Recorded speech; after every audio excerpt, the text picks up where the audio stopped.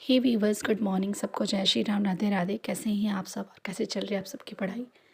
दिन की शुरुआत हो गई थी सुबह के 4:45 से ही, और बस मैंने अपना यहाँ पे फर्स्ट लॉट स्टार्ट करी थी।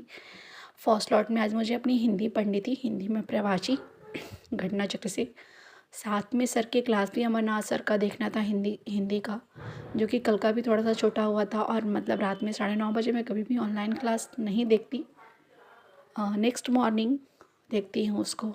तो जो मोबाइल से ही पढ़नी थी, थोड़ा सा ही वीडियो मॉर्निंग का शूट करी, फिर से क्लासेस देखने थी तो मैंने बंद कर ली, क्योंकि कल की भी थोड़ी सी क्लास मेरी छुट्टी हुई थी, और कल मतलब कि रात वाली दोनों क्लास देखना था तो थोड़ा सा टाइम लगता। सुबह की पढ़ाई थोड़ी सी बुक और ज़्यादा मोबाइल से ही हो पाई, क्योंकि क्लासेस में उनका कभी भी स्किप नहीं करती हूँ।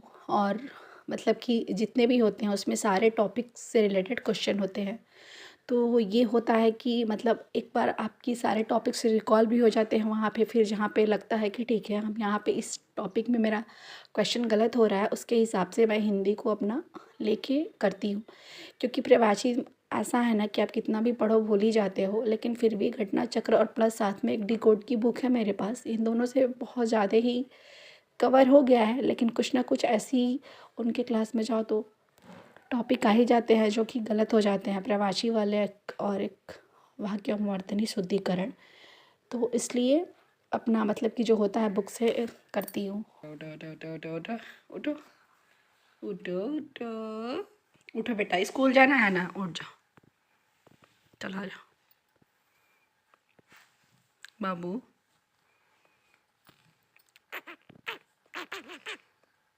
उठो चलो। आज मेरा बेटा का हो गया कितना, आज कौन सा डे है बेटा, कौन सा डे है? 21। आज तो 21। मैं डे पूछी हूँ ना, डेट थोड़ी पूछी हूँ। कल था मंडे और क्या आज क्या हो गया, ट्यूसडे। चलो उठो उठो। तो आज क्या, तो कल क्या चार्ट पे चार्ट पेपर बना दूँ। और फिर मैं इनको मतलब कि पढ़ने जाने के लिए उठा के अपनी किचन में आ गई थी, क्योंकि इनका स्कूल था।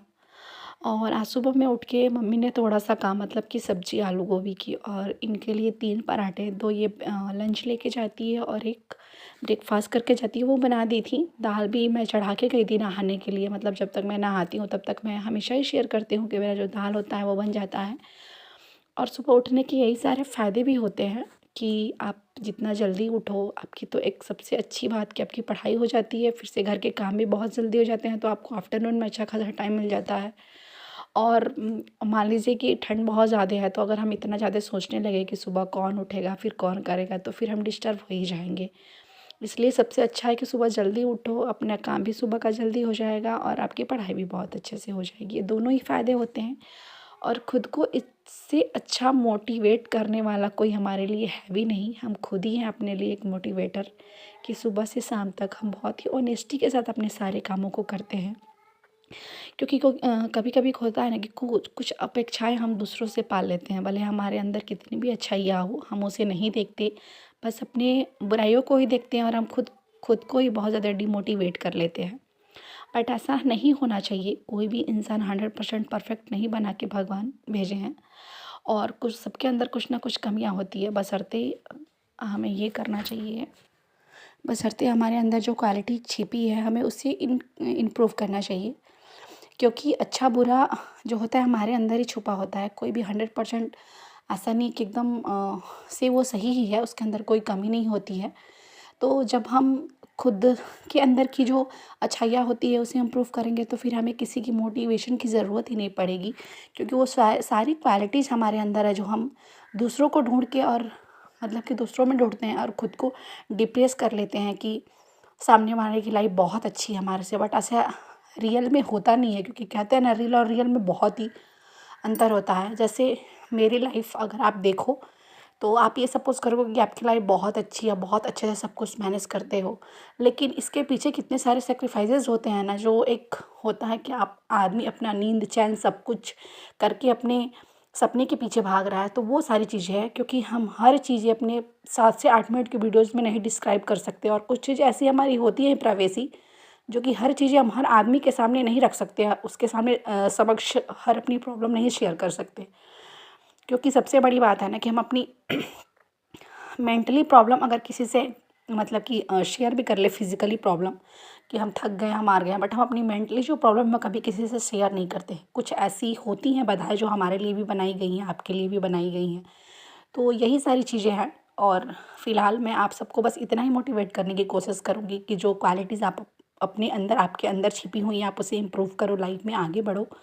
देन हम एक ना एक दिन ज़रूर वहाँ तक पहुँच जाएँगे जिसकी हमें ज़रूरत है, और जिसकी हम खोज में इतना ज़्यादा जो है मेहनत कर रहे हैं। तो वो सारी चीज़ें होनी चाहिए। फ़िलहाल यहाँ पे मैंने अपनी पॉलिटी की जो डेली घटना चक्र से 3-3 चैप्टर जो है अपना डिवाइड करके पढ़ती हूँ आफ्टरनून में, मतलब वही 2 से ढाई घंटे की जो स्लॉट होती है उसमें 1.5 घंटे या 1 घंटे पॉलिटी, फिर देन अपना हिंदी, फिर से ज्योग्राफ़ी, ये 3 सब्जेक्ट लेके चल रही हूँ। तो वही सारी चीज़ें बस चल रही हैं।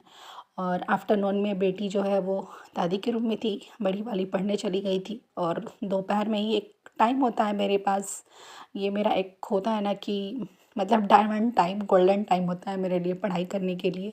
नहीं तो रात को ही, या तो मैं आफ्टरनून में कर लूँ, या मैं फिर रात को सीधे करती हूँ, या मैं सुबह जल्दी उठ के करती हूँ।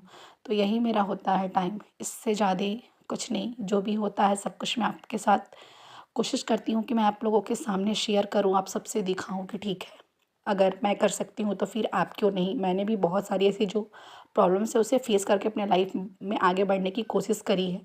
और फिलहाल आज के लिए इतना ही, बस इतना ही कहूँगी कि आप सब भी अपने लाइफ में बहुत आगे बढ़ो, बहुत मेहनत करो। तो चलिए फिर हम कल मिलेंगे, तब तक के लिए बाय बाय, टेक केयर।